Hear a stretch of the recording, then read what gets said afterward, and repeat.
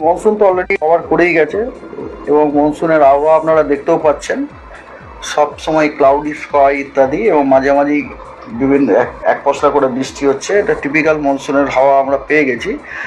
আর গতকালে যে low pressure এরিয়াটা ছিল না, একটা নর্থ ওয়েস্ট বে অফ বেঙ্গল, তারপরে আপনার অ্যাডজয়নিং আপনার নর্থ ওয়েস্ট উড়িষ্যা এবং ওয়েস্ট বেঙ্গল কোস্ট, ওটা আপনার লেস মার্কড হয়ে গেছে।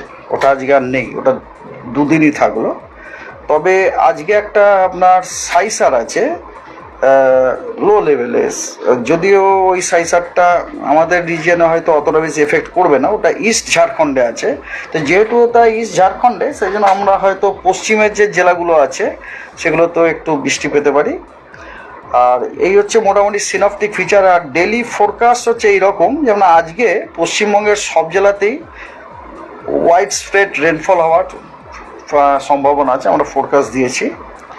কালকে উত্তরবঙ্গের সব জেলাতেই ওয়াইড স্প্রেড রেনফলের ফোরকাস্ট আছে, এই সম্ভাবনা আছে। আর দক্ষিণবঙ্গের সব জেলায় ফেয়ারলি ওয়াইড স্প্রেড রেনফল হওয়ার সম্ভাবনা।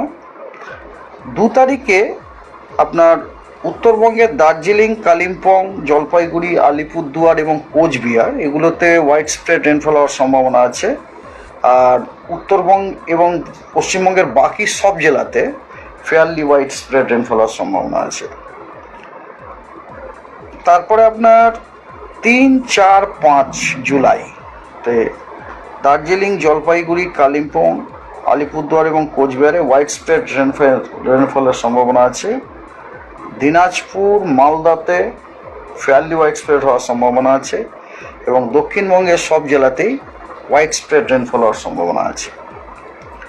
6 তারিখে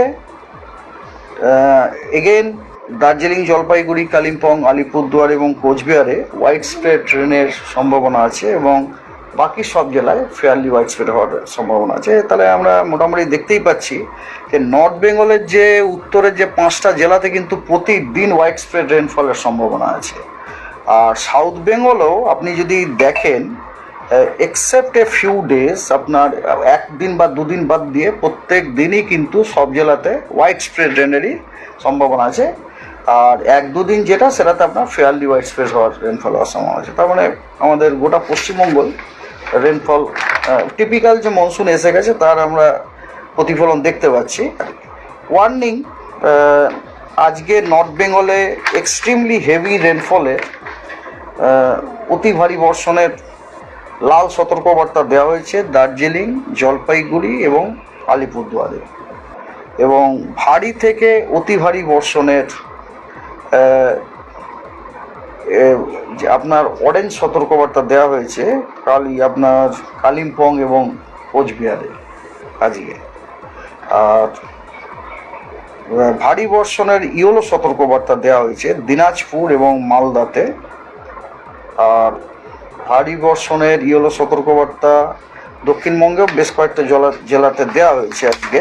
সেগুলো হলো মুর্শিদাবাদ, বীরভূম, 2টি বর্ধমান, 2টি 24 পরগনা এবং বাঁকুড়ায়। এবং থান্ডারস্টর্ম অ্যান্ড লাইটনিংয়ের তো সতর্কবার্তা সব ডিস্ট্রিক্টেই দেওয়া হয়েছে সাউথ বেঙ্গলে। তার সাথে সাথে উত্তরবঙ্গের 2টি দিনাজপুর এবং মালদাতেও আজকে দেওয়া হয়েছে। 1 তারিখ আগামীকাল আপনার এগেন জলপাইগুড়ি, আলিপুরদুয়ার এবং কোচবিহারে ভারী থেকে অতি ভারী বর্ষণের অরেঞ্জ সতর্কবার্তা দেওয়া হয়েছে। আর দার্জিলিং এবং কালিম্পংয়ে ভারী বর্ষণের হলুদ সতর্কবার্তা দেওয়া হয়েছে, আর বাকি কোনো জেলায় সতর্কবার্তা নেই।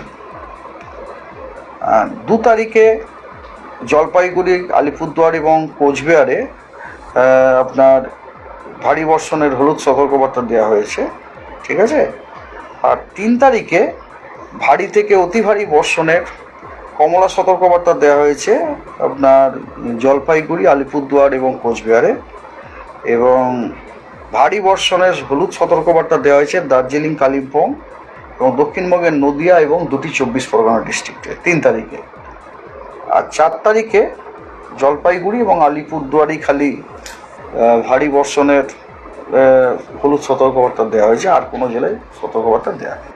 যে এই বর্ষাকালে কিন্তু, বর্ষাকালে কি হচ্ছে, বর্ষাকালে আপনার আপনার বাতাসে আপনার ময়েশ্চারটা আপনার পুস্ট আপ হয়ে যাবে, হিউমিডিটি পুস্ট আপ হয়ে যাবে, তাতে কি হবে আমাদের অস্বস্তিকর ব্যাপারটা কিন্তু বেড়েই যাবে আর কি। আর এটা তো মনে হয় খুব কমন, আমার মনে হয় আমি যখন পশ্চিমবঙ্গে ছিলাম মাঝে মাঝে যখন কলকাতায় যখন গরমকালের দিনে আসতাম, গরম না বর্ষাকালের দিনে, তখন তো বৃষ্টি হচ্ছে তার সাথে সাথে ঘামছি। আমার তো মনে হয় না এটা কোনো পশ্চিমবঙ্গের কোনো নতুন ইয়ে, মানে it is typical of coastal স্টেশনের মতো আর কি। এটা চেন্নাইতেও হয় এরকম, বোম্বেতেও হয়। মানে বৃষ্টি হলে আপনার, হ্যাঁ বৃষ্টি হলে আপনার তাপমাত্রাটা কমেছে, দেখুন ম্যাক্সিমাম তাপমাত্রাটা কমেছে, কিন্তু তাপমাত্রা কমলেও বাতাসের যে হিউমিডিটিটা ওটা কিন্তু বেড়ে যায়।